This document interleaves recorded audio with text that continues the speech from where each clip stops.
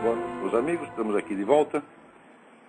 Como sempre, começamos aqui o nosso programa invocando a Santíssima Virgem Maria e o Santo Padre Pio de Pietrelcina, para que rogue a nosso Senhor Jesus Cristo que nenhuma injustiça se cometa nesse programa.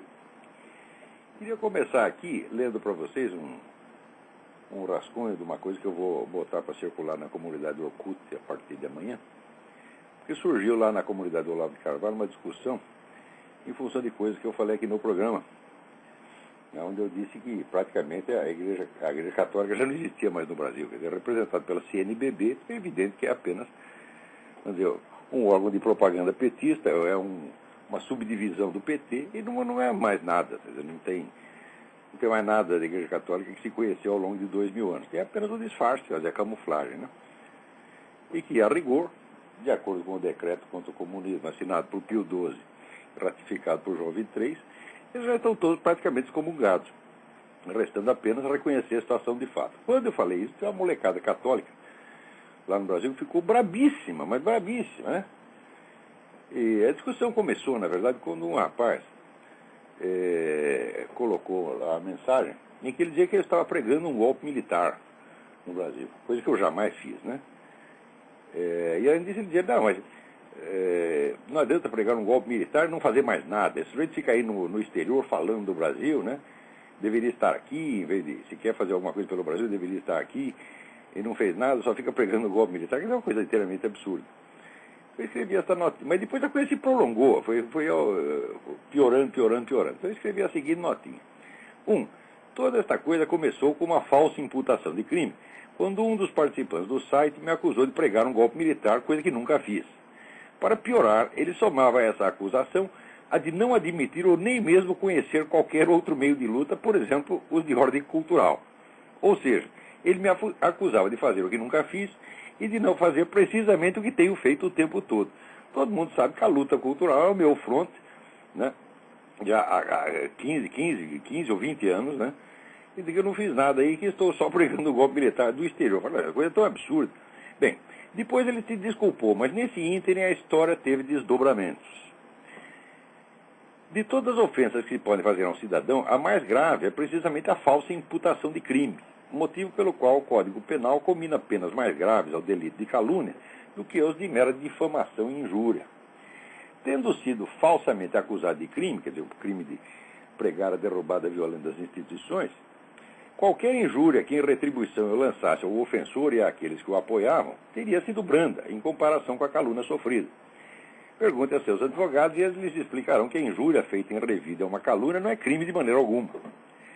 Curiosamente, a alta moralidade, o espírito de justiça e a alma cristã de muitos debatedores que participavam da discussão não se escandalizaram nem um pouco com a ofensa maior, aliás, pareceram nem mesmo reparar nela, mas ferveram de cólera santa ante o revide. Quer dizer, o sujeito pode me imputar um crime, tá certo? E eu não posso nem mesmo mandá-lo tomar no cu. Essa aqui é a verdade. Então, isso chama-se moralidade invertida, perda do senso de hierarquia de valores. Notem bem que em pessoas que se dizem cristãs, que frequentam a igreja, que dizem seguir os princípios da igreja católica, isso é extremamente grave, porque a primeira coisa, o elemento mais básico da religião cristã é a hierarquia dos princípios, a hierarquia dos mandamentos. Por isso é que tem, vamos dizer, o primeiro mandamento, o segundo mandamento, o terceiro, quer dizer, o primeiro mandamento é amar a Deus sobre todas as coisas. Isso implica a noção de hierarquia, quer dizer, sempre que você inverte, que você valoriza mais o secundário e menos o principal, você está atentando contra o primeiro mandamento. Então, o senso de hierarquia é inerente ao primeiro mandamento. Agora, quer dizer, então, vamos dizer, o fato de você revidar a um crime de calúnia é mais grave do que o próprio crime de calúnia, então está tudo de cabeça para baixo. Bom, 2. Em seguida, o sentido de uma frase minha, em si mesmo claro e inconfundível, foi totalmente falsificado para dar a impressão de que eu havia xingado de pedófilo um dos participantes da discussão. O que eu disse é o seguinte, é que existe muito entre os católicos esse, vamos dizer, estilo untuoso, estilo bom menino, né? Aqueles meninos todos cheios de talquinho na bunda, né? Nunca fala palavrão, bem comportadinho e tal, e que isso aí não devia iludir as pessoas, porque eu, quando eu era criança, eu conheci um sujeito pedófilo, tá certo? Que tentou lá dar uns amassos em mim, eu não entendi nada, eu era muito inocente, idiota na época, e daí contei para o padre que ele deu um bolo desgraçado, o sujeito foi expelido ali da congregação mariana e tal. Mas eu demorei alguns anos para entender o que tinha se passado. Mas daí o rapaz que eu estava chamando de pedófilo. Quer dizer, eu estou me reportando a um caso que aconteceu mais de 50 anos atrás, para simplesmente fazer com um certo estilo de se comportar, né, que representa, vamos dizer, convencionalmente o bom comportamento. Não quer dizer bom comportamento, ele às vezes oculta coisas horríveis. Aí daí eu dizia para ele não copiar esse estilo de comportamento, porque é muito feio. Daí ele dizia que eu estava chamando de pedófilo. Você tem de torcer completamente o sentido do que eu falei. Né? Daí continua aqui na nota. Nada é mais repugnante do que a autovitimização fingida, uma forma rebuscada de calúnia acrescida de chantagem emocional. É uma coisa que se pode esperar de militantes feministas, abortistas ou gaysistas, jamais de um católico soi-disant fiel. Mas no Brasil de hoje tudo é possível. 3. Outra frase minha, a frase é a seguinte: qualquer pessoa que diga que 2 mais 2 é 4, diz isso com autoridade divina. Essa frase foi artificiosamente interpretada como prova de que eu, pessoalmente, me atribuí a autoridade divina. Quando o sentido da sentença era, obviamente, o de que eu apenas participava da quota de autoridade divina distribuída a todas as inteligências humanas, igualmente, sem exceção, não possuindo nada especial acima de qualquer pessoa capaz de entender que 2 mais 2 são 4. Quer dizer, o sentido da frase, vamos dizer, é de que quem quer que participe da verdade está participando, nesse sentido, da autoridade divina. Qualquer pessoa que afirma a verdade, né? A verdade não vem da gente, a verdade vem de Deus. Portanto, se você afirma a verdade, aquela verdade inerentemente tem autoridade divina. Agora o sujeito diz, não, ele está se atribuindo a autoridade divina. Pessoalmente, fala, o que é isso, porra? Isso aí já é uma mente difamatória, torcida, que quer deformar tudo que houve, tá certo? Para, vamos dizer, atribuir mais intenções aos outros. 4.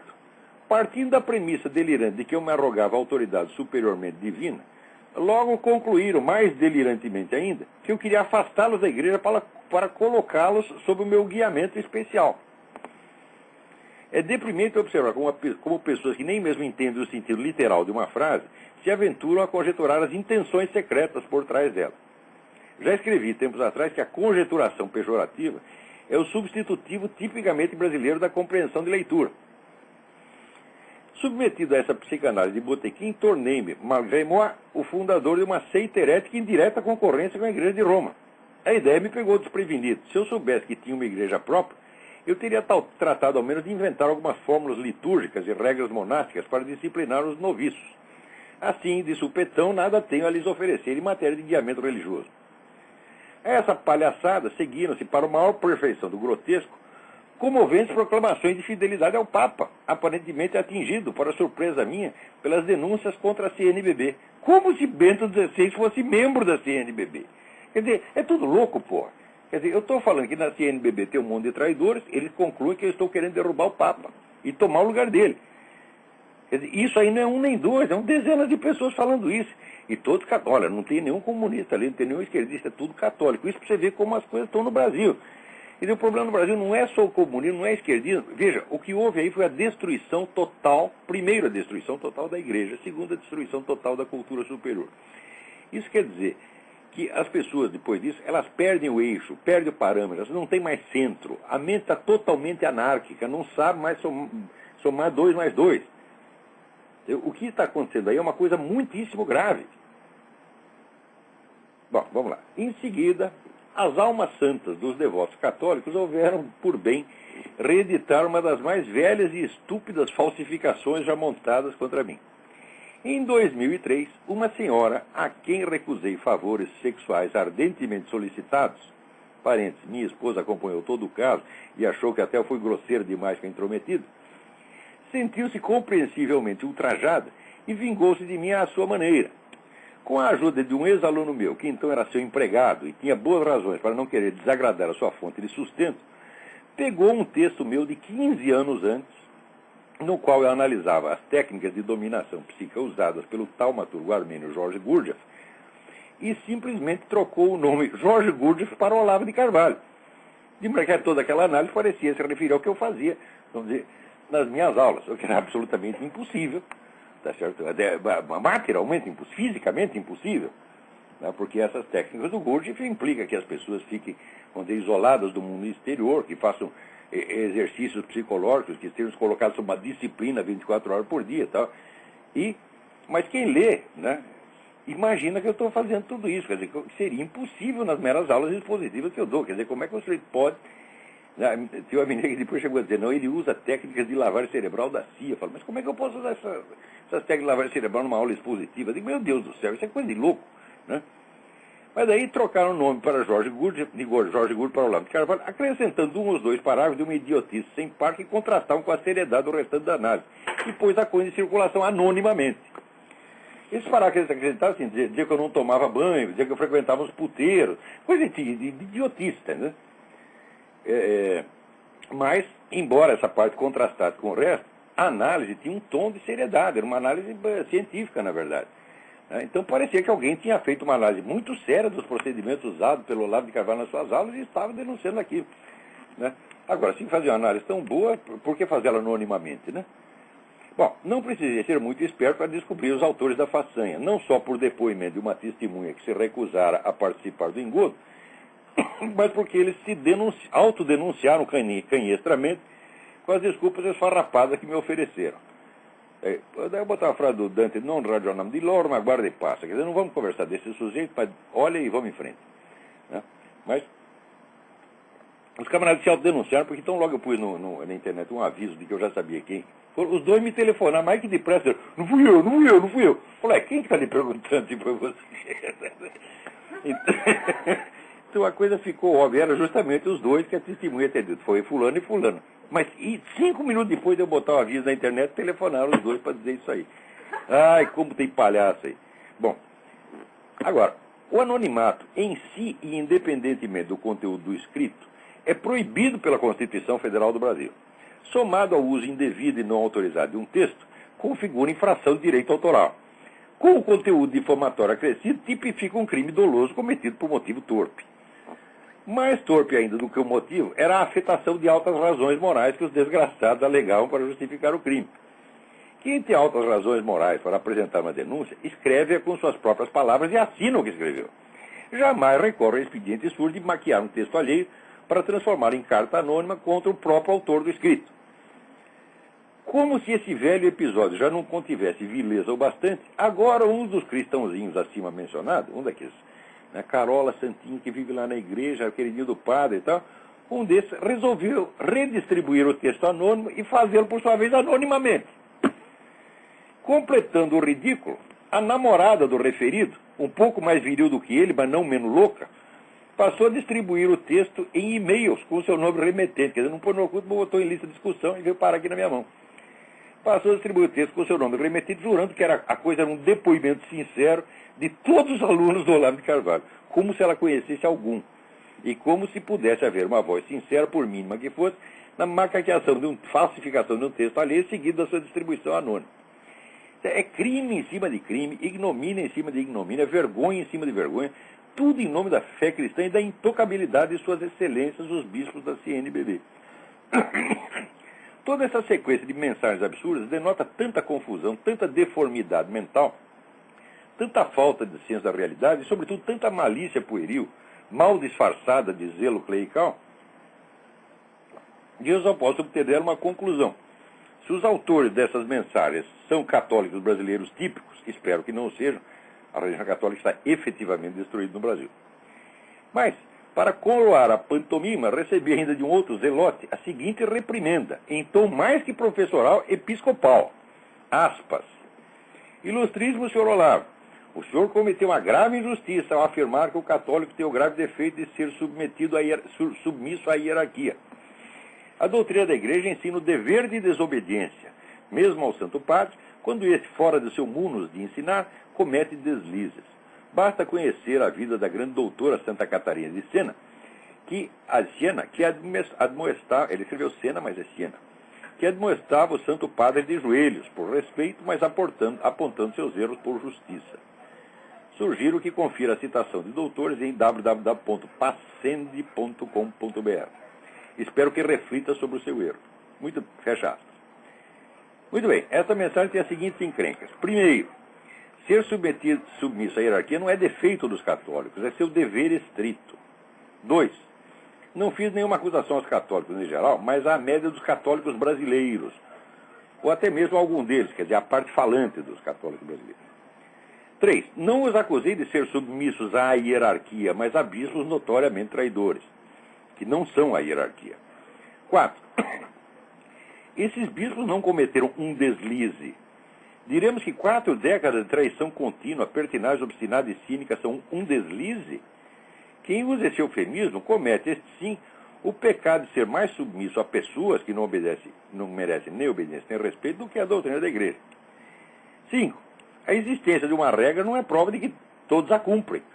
Alegar que nenhum católico abusa da submissão indevida porque a doutrina inclui uma regra de desobediência resulta em dizer que no Brasil ninguém comete assassinatos porque eles são proibidos pelo Código Penal. Quer dizer, o raciocínio do sujeito fala, o senhor diz que os católicos fazem isso, mas eles não fazem isso, tanto que está aqui proibido pelo Código de Direito Canônico. Que besteira é essa? 6. A regra de desobediência deve ser lembrada não a mim, mas a meus detratores, porque sou eu quem a está cumprindo e são eles que a ignoram quando me acusam. Mais ainda, não a estou cumprindo nem contra o Papa, estou cumprindo contra meia dúzia de bispos de um país periférico situado, sabe, no cu do mundo.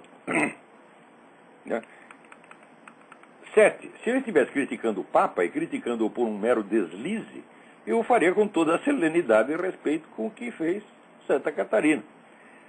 Mas o que estou denunciando são bispos e padres, e não o Papa. E o que denuncio neles é o monumental concurso de crimes, diante do qual todo o Brasil se cala. A minha linguagem é proporcional à gravidade do delito e ao meu escândalo de décadas e décadas diante do silêncio, da omissão e da covardia de milhões de católicos que confundem indevido respeito humano com a obediência devida à igreja. Não tenho de meditar erro nenhum, senhor doutor. O senhor é que tem de meditar 7 e explicar como conseguiu compactá-los num parágrafo tão curto, verdadeira obra-prima de confusão mental e desorientação moral. Amanhã eu colocarei isso no Orkut, talvez acrescente alguma coisa. Daí recebi uma outra mensagem aqui de um tal de Carlos Tamandaré, e-mail caltamandaré, C-A-R-L Tamandaré, @gmail.com, né? Reclamando do que eu falei. Sabe aquele rapaz que eu falei da calúnia, que dizia que eu estava querendo realizar um golpe militar? E daí ele sai aqui em defesa do rapaz e diz, essa mensagem é tão estúpida, tão idiota que não se trata de contestá-la, não vou aproveitando contestar, só vou lê-la aqui, comentar uns pedacinhos, porque ela é altamente significativa do próprio fenômeno, vamos dizer, da inversão revolucionária. Eu tenho dito e repetido que o problema não são as ideologias de esquerda, não é essa ou aquela ideologia, o problema é a mentalidade revolucionária, a qual pervade toda a cultura contemporânea, independentemente das posições pessoais. E aqui temos a mensagem de um católico, conservador, direitista, que é, assim, vamos dizer, um exemplo integral de como a mentalidade revolucionária, que é a inversão das relações de tempo, da ordem do tempo, inversão das relações sujeito-objeto, inversão de verdade e erro, etc., etc., entrou já na cabeça de todo mundo, infectou até católico que acha que é conservador. Vou dar um exemplo, mas um exemplo aqui é tão óbvio, tão patente, né? Daí ele pergunta, o Carlos Tamandaré pergunta assim, como ele, Olavo, critica um rapaz que o questiona. Digo, primeiro, o rapaz não me questionou, o rapaz me acusou de um crime. Ora, vai pra merda, pô, você não percebe a diferença? Né? E como ele pensa que o rapaz não fez nada, nem um décimo do que ele fez? Eu digo, olha, quem disse que eu não fiz nada foi ele, tá certo? Foi ele que disse que eu só ficava pregando o golpe militar e não fazia nada, tá certo? E daí eu digo, olha, eu já fiz alguma coisa e você, o que fez? Não fez nada. Daí pergunta, prossegue ele aqui, ele não conhece o rapaz para eu julgando assim. Se o rapaz tiver realmente 20 anos e começar agora a fazer algo pelo país, irá aos atuais 60 anos do Olavo fazer o triplo do que ele fez. Vejam o que é a mentalidade revolucionária. Quer dizer, o que o rapaz pode, eventualmente, hipoteticamente, vir a fazer no futuro, já entra no currículo dele e lhe dá mérito e autoridade para falar que eu não fiz nada, embora eu tenha feito. Quer dizer, tudo o que eu fiz vale nada em função do que, hipoteticamente, esse cidadão poderá fazer. A alegação do futuro como fonte de autoridade no presente, para legitimar uma atitude no presente, é o mecanismo mais típico da mentalidade revolucionária. Eu já expliquei isso em vários artigos, em aulas, em conferências, e ainda tenho muito mais a dizer a respeito. Mas acho que o que eu já publiquei é suficiente. Então, você vê que isso entra nas pessoas quando a mentalidade dominante é de ordem revolucionária. A lógica dela, a estrutura lógica ou ilógica dela, pervade toda a cultura e entra na cabeça das pessoas, independentemente das convicções pessoais dos indivíduos. Quer dizer, não se trata do sujeito ser de esquerda, ser de direita, interessa que ele está pensando como um revolucionário idiota. No último artigo que eu fiz para o Diário do Comércio, que chama a Mentalidade Revolucionária em Ação, né, eu ilustro ali que, vamos dizer, a mentalidade revolucionária é uma expressão, é uma forma de uma doença mental. Não é só uma doença espiritual, como dizia Eric Voegelin. É uma doença mental clínica, já descrita cientificamente desde 1909 pelo psiquiatra Paul Sérieux, num livro hoje clássico que chama Les Folies Raisonnantes, quer dizer, As Loucuras Raciocinadoras, né? E que ele chamou de delírio de interpretação. O delírio de interpretação se distingue das outras formas de delírio porque ele não tem distúrbios sensoriais, quer dizer, a pessoa não está vendo coisas. Ela vê os fatos reais. Apenas ela os articula numa ordem delirante. Tá certo? Então, a mentalidade revolucionária é exatamente isso. Quer dizer, quando o futuro passa a ser, o futuro hipotético passa a ser a premissa, né, para o entendimento do passado, fala, bom, aí você já está em pleno delírio, evidentemente. E o menino aqui raciocina exatamente assim. Né? A inversão do tempo, uma vez que o sujeito foi infectado disso, ela pode também dizer, infectar todo o raciocínio do sujeito em todas as áreas. Daí prossegue aqui o rapaz. Eu tinha dito aqui que é injusto você achar que os maçons estão sempre conspirando contra a cristandade, embora eles o possam ter feito ocasionalmente, embora possam estar em outros lugares que está fazendo, mas se eles fossem tão anticristãos, eles não teriam criado a nação mais cristã do mundo. Eu digo que os Estados Unidos são a nação mais cristã do mundo, não quer dizer só que tem muitos cristãos, quer dizer que as instituições aqui foram todas moldadas por modelos bíblicos. Quer dizer, isso aí está arquidemonstrado no livro que eu já citei do Benjamin Morris, A Natureza, a origem cristã das instituições dos Estados Unidos da América.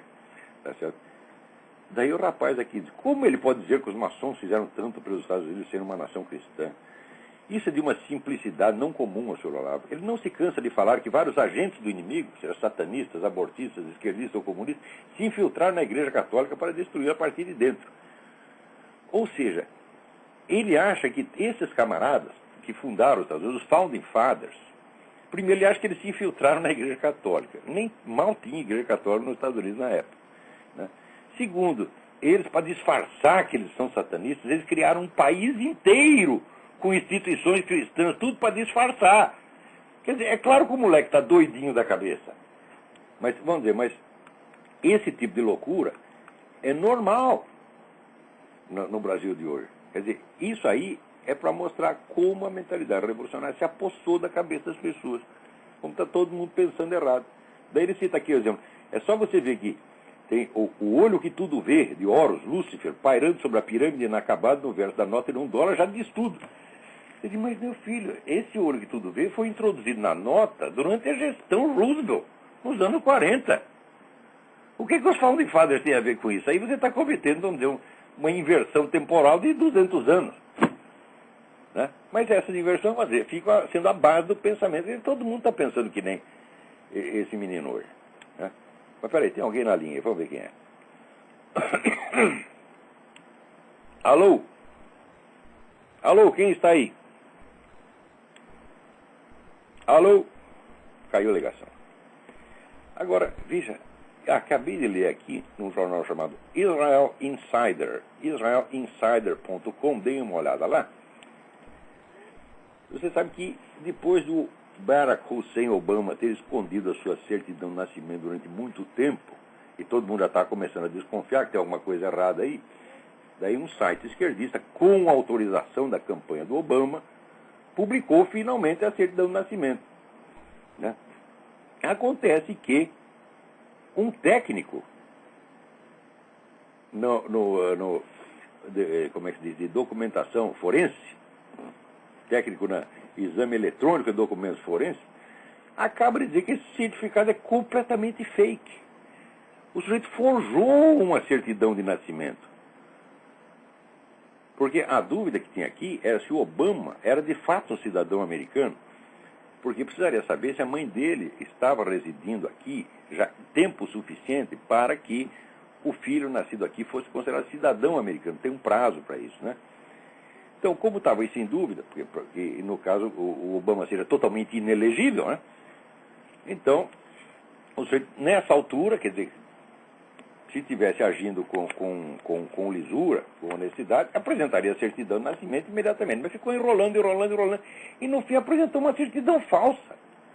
Quer dizer, o sujeito bota aqui, o Israel Insider põe aqui a comparação, vamos dizer, dos papéis, né, papéis oficiais, papéis timbrados, os modelos oficiais que existia no ano 2007, 2008, aqui está o que Obama mostrou, se é de 2007, está completamente diferente, não tem nada que ver. Está na clara que o negócio foi posto no Photoshop. E o pior é o seguinte, quem publicou isso aí foi um blog esquerdista. Mas a coisa foi confirmada pela campanha oficial do Obama. Esse é realmente o certificado. Então, isso não é mentira de um blog esquerdista. É da campanha oficial do Obama. Quer dizer, note bem, se o sujeito falsifica uma certidão de nascimento, é porque tem motivo para falsificar, até o que ele quer esconder.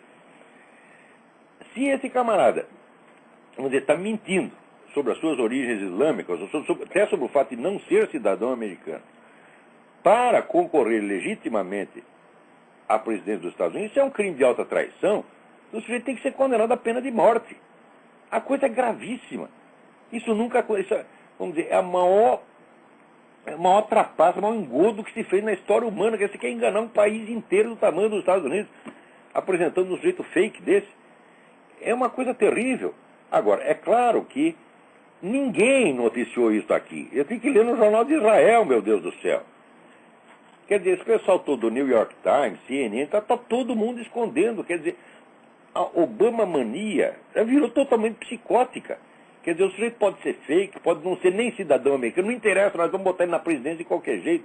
Quer dizer, é uma coisa absolutamente maníaca.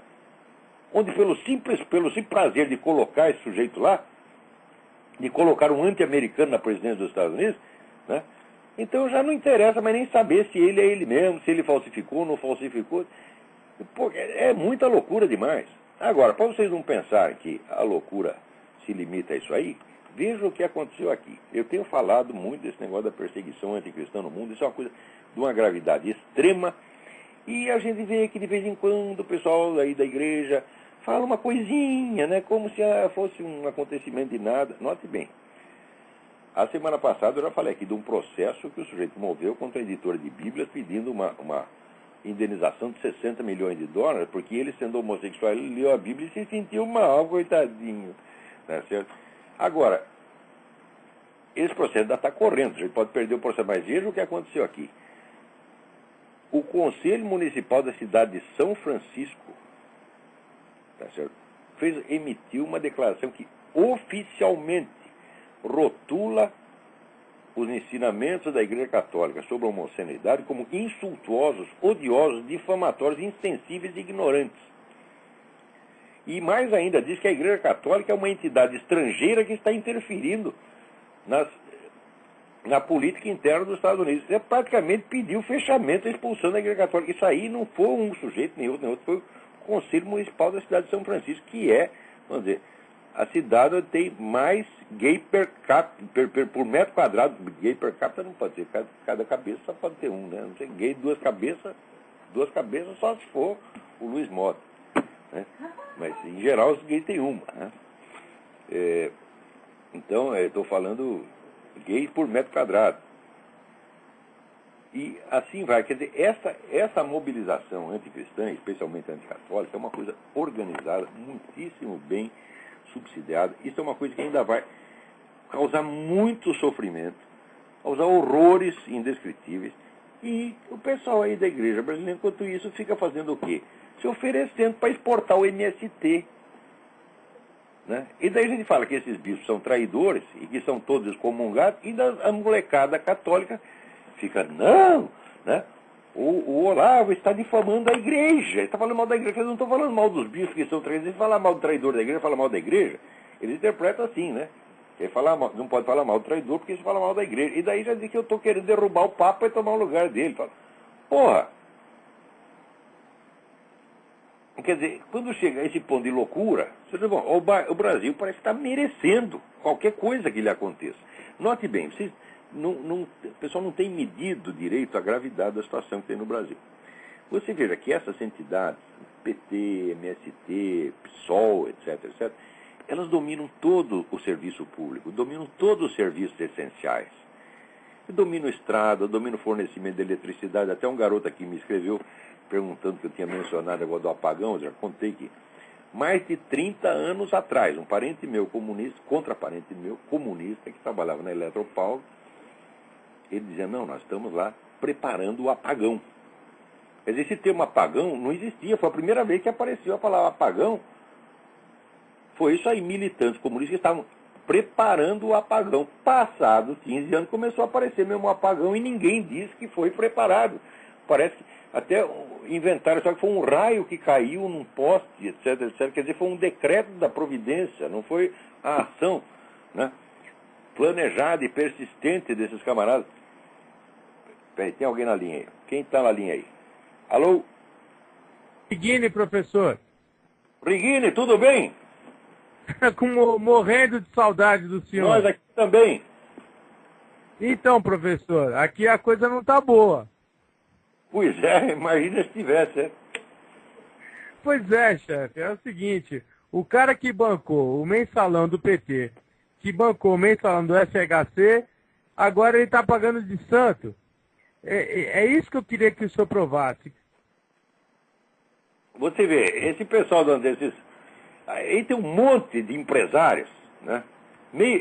Semi-empresários, semi-vigaristas. Tem um monte de bilionários desse tipo que alimentam o PT de dinheiro, alimentam o MST de dinheiro. E de vez em quando, né, o PT não está contente, fala, não, vamos lá dar um susto nele para ver se ele solta mais grana. Aí prende o cara por um dia e meio, né? Pode ter certeza que na semana que vem mais cheque. Então, esse é o grande problema, chefe. Tudo isso é uma farsa monstruosa, porra. Então, o PT e o PSDB são o mesmo partido. É claro. Isso que ninguém entende. Alô? Alô, estou ouvindo, pode continuar. Então, o PT e o PSDB são o mesmo partido, são as mesmas pessoas com o mesmo projeto. Exatamente. Mas tudo aí na América Latina está sendo feito assim. Por exemplo, o pessoal tem uma... nós precisamos unificar a região. Então você tem uma proposta, né, de aparência capitalista. Temos lá o Mercosul, né? E por outro lado tem, né, a Ursal, a Unasur, etc. Essa que é a proposta da turma da esquerda. Quer dizer que seja por um lado, seja por outro, vai unificar que é, vamos dizer, o que foi decretado pelos globalistas. Se não é feito de um jeito, é feito do outro. E o povo fica estonteado entre falsas alternativas, não percebe que está sendo feito de trouxa. Mas o problema é esse. Quando veio a quarta frota americana para cá, é a quarta frota americana democrata. Não é a quarta frota americana republicana, porque é para garantir essa vagabundagem aqui no Brasil, professor. Mas é isso mesmo. Porque o pessoal, vamos dizer, graças àquela merda de instituição chamada Escola Superior de Guerra, a Escola Superior de Guerra inventou a doutrina do interesse nacional. Então ela é assim, que tudo que vem de um país é em defesa do seu interesse nacional. Quer dizer, como se os Estados Unidos fosse uma espécie de União Soviética de direita, né? Que você tem um bloco ideológico e todo mundo contribui para os mesmos interesses nacionais. Isso, quando os Estados Unidos, para quem conhece um pouco isso aqui, sabe que não é assim. Que aqui você tem interesses totalmente hostis uns aos outros. Né? Mas esse é o grande problema. O que eu digo para o senhor é o seguinte, é a diferença entre ser nacionalista, amar o Brasil e ser nacionalisteiro. Entendeu? O que eles chamam de nacionalismo aí é ser apenas anti-americano e entregar tudo para a ONU. O nacionalismo deles é entregar a reserva Raposa do Sol, né, tem 200 republiquetas indígenas que vão sair. Olha, o Brasil já está dividido assim. Aproximadamente 5% do território tem proprietários estrangeiros. Mais 10% pertence ao MST. Mais 12% pertence às repúblicas indígenas. Mais 20 e pouco por cento pertence aos quilombolas. Mas pelo menos 10% está ocupado pelos narcotraficantes, Farc, etc. O que sobra para nós? Já levaram tudo, porra. E é isso que eles chamam de nacionalismo no Brasil. É entregar tudo. Mas é o que o senhor tem que dizer para os americanos, é isso que vai acontecer com eles. Porque o Brasil está sendo hoje... O Brasil está sendo hoje um laboratório de experiência da ONU. Você vê, aqui tem muito mais gente trabalhando para a ONU do que para os Estados Unidos.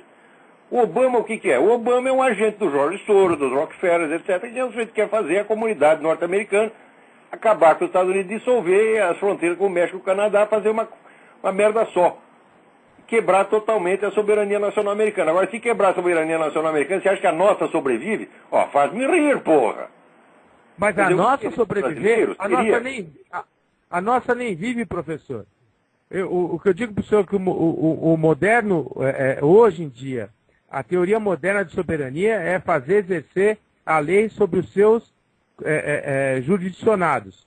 Aonde, quando um brasileiro é ofendido fora do Brasil e o ministro das Relações Exteriores não consegue nem ao menos proteger e dar guarida para o brasileiro. Mas que nada, se você vai correr para a embaixada, eles te dão um pé na bunda. Né? Mas isso dentro de um país que paga mais imposto que os Estados Unidos, que está em guerra. Pois é, exatamente isso. Quer dizer, a nossa diplomacia aí, ela não cumpre a função mínima, mas ela cumpre funções políticas em favor de movimento revolucionário da esquerda latino-americana. É para isso que ela serve.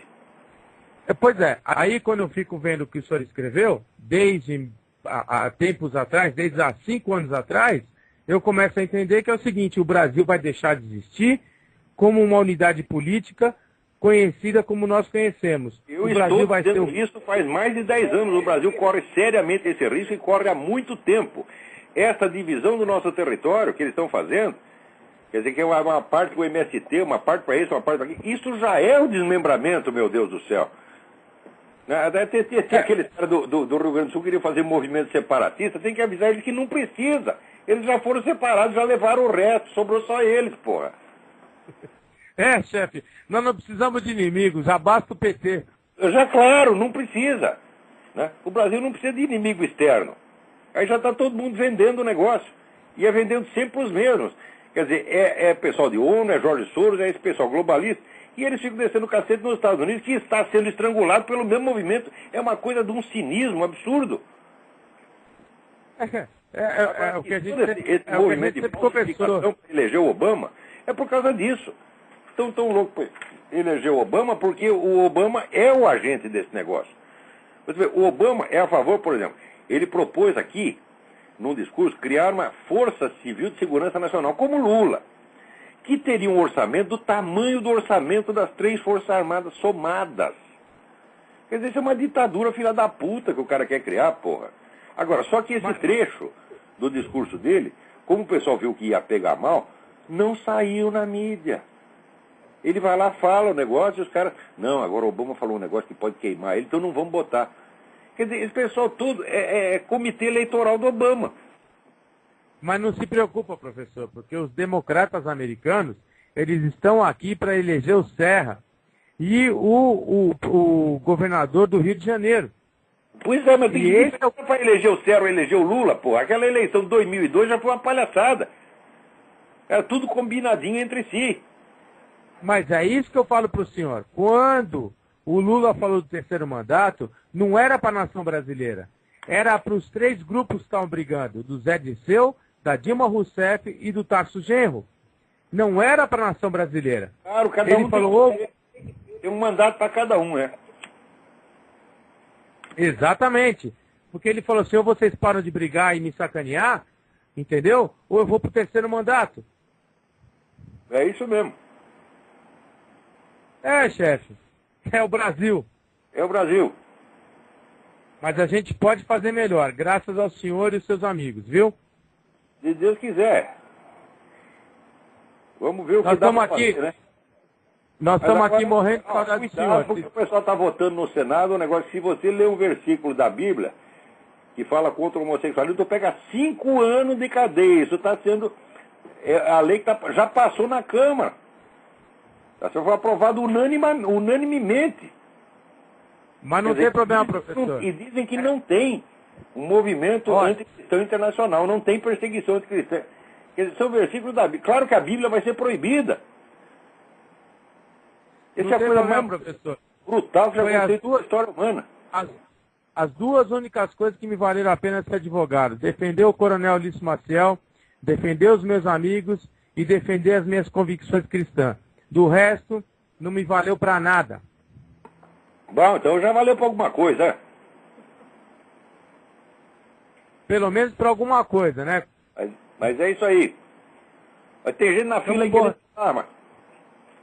Estamos morrendo de saudade do senhor, viu? Um abraço para o senhor, para a Roxane e um abraço para todo mundo aí. Obrigado, obrigado. Você também, a sua família toda. Deus te abençoe. A você também. Quem está na linha aí? Alô? Alô? Alô? Alô? Caiu a ligação.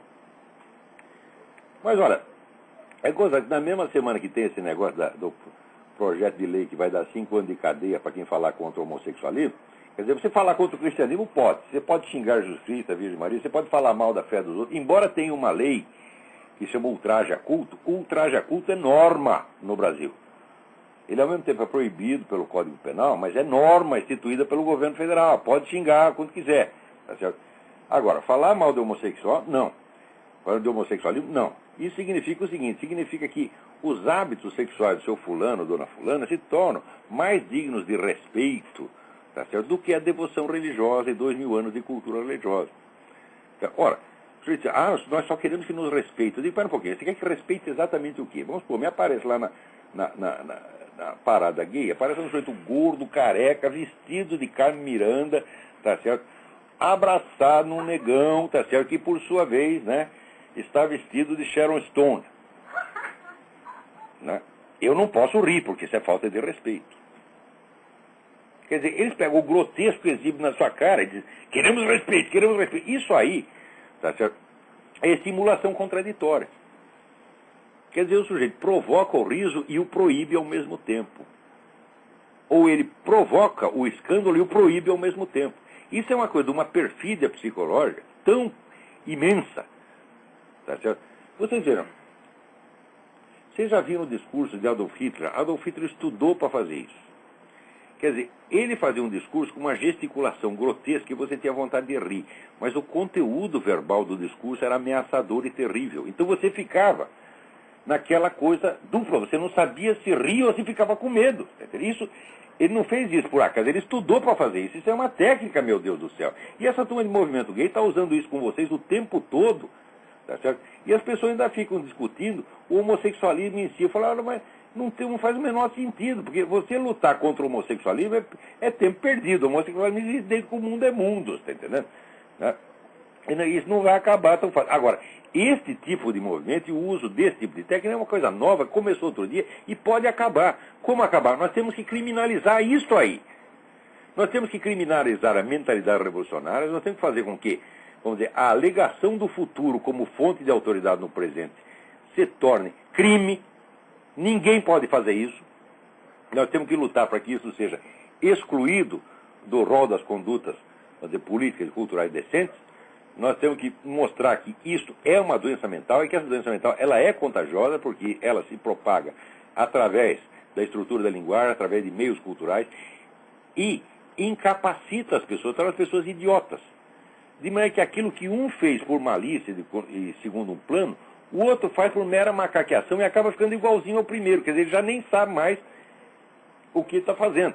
Mas a coisa continua funcionando. Então,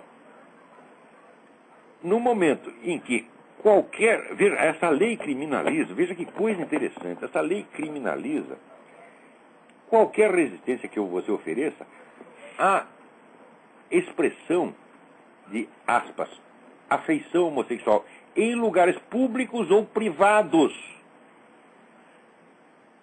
Isto quer dizer, meus amigos, se tiver um sujeito trepando com o outro, você não pode impedir. Se entra dois camaradas desses numa sinagoga, numa igreja, ou numa mesquita, está entendendo?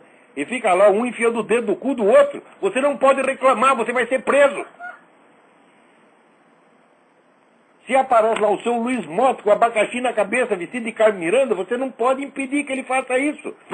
Ele tem que ser... O cara se veste como se fosse para o baile gay do Scala e entra numa igreja. que ele está sabendo que isso é feito para ofender, para escandalizar, para machucar, ferir os sentimentos dos outros, ele vai poder ferir o seu sentimento e você não vai poder reclamar. Se você reclamar, você vai para a cana. Eu digo, meu Deus do céu, o que este tipo de perversidade mental tem a ver com a conduta sexual? Isso não é uma conduta sexual. Isso é uma conduta política perigosíssima. Você está entendendo? Não é a questão de você discutir homossexualismo, meu Deus do céu. O cara pode perfeitamente ser homossexual sem querer nos pôr na cadeia. O sujeito pode querer ser homossexual sem querer impor condutas grotescas e exigir que elas sejam respeitadas. A questão não tem absolutamente nada a ver com homossexualismo, assim como o feminismo não tem nada a ver com mulheres. E as cotas raciais não tem nada a ver com raça, com os direitos dos negros, não tem nada que ver. Assim como esse negócio da república indígena não tem nada a ver com os direitos dos índios. Quer dizer, vocês parem de discutir as falsas questões, porque vocês se colocam, vamos dizer, às vezes, em posições indefensáveis. Né? Por exemplo, a gente fica bravo com o movimento gay, então ele quer, por sua vez, criminalizar a homossexualidade. Eu digo, mas daí ficou louco você também, porra.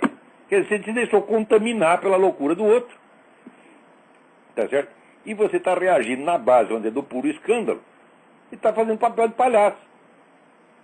Nós temos aqui que pegar, vamos dizer, o truque, vamos dizer, a estrutura lógica por trás desse negócio e mostrar que ela é sempre a mesma, é a inversão revolucionária, gente.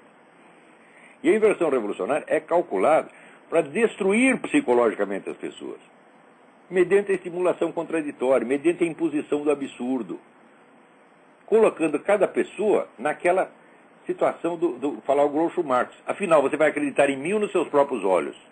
Quer dizer, você é obrigado a negar o que você está vendo só porque o seu fulano disse que é proibido falar daquilo. Quer dizer, isso aí é massacre psicológico, é uma coisa de uma violência mental nazista, porra. Agora as pessoas ficam dizendo, não, é a imoralidade, não sei o que. Eu digo, olha, a imoralidade perto disso é moral. Ora, mesmo o seu Luiz Motta diz que transou com 500 homens, eu não acredito. Olha pra cara dele, vê se alguém vai... Tem tanto homem querendo passar essa vergonha no Brasil, entendeu? Por mais gay que o nego seja, vai escolher alguém mais atraente, pô. Né? Mas mesmo que ele tivesse transado com 5 mil, ele transar com 5 mil é menos grave do que eles fazerem isso, usar essas técnicas. Porque se ele transar com 5 mil, muito bem, ele pode pegar uma hemorroide, pode pegar AIDS, tá certo? Mas não está nos destruindo, está se destruindo a si mesmo apenas. Agora, esta coisa de exigir respeito a condutas grotescas, quer dizer, eles querem o direito de nos ofender o tempo todo, nos ofender, nos humilhar, e fica proibido reagir.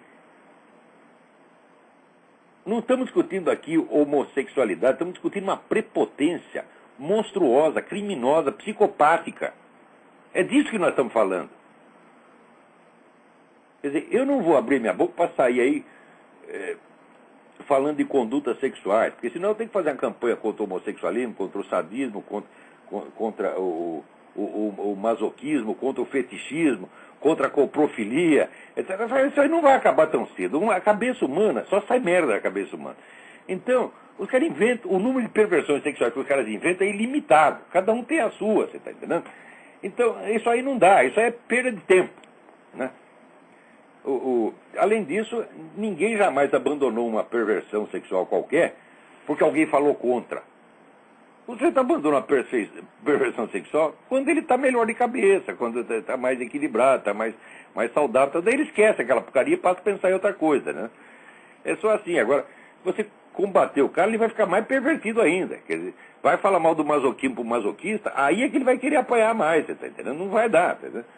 Né? E esse pessoal, né, homossexual, quanto mais você falar contra o homossexual, mais viados eles vão ficar, tá entendendo? Só de birra.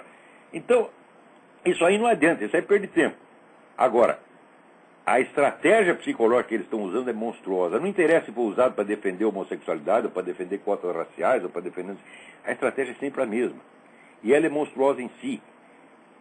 E é a estratégia de criminalizar condutas banais humanas. Tá certo? E tornar respeitáveis e obrigatórias condutas absolutamente psicóticas. É disso que se trata, gente. Isso aí, configura já uma crise de proporções antropológicas. Isso é uma crise da inteligência humana, isso é uma crise da percepção humana. E isso tudo está sendo induzido, está sendo criado por engenheiros comportamentais, por gente que sabe o que está fazendo, que sabe o efeito danoso, o efeito trágico que isso terá sobre a humanidade. Isso foi inventado por inimigos da espécie humana. Essas condutas, uma delas, têm que ser banidas.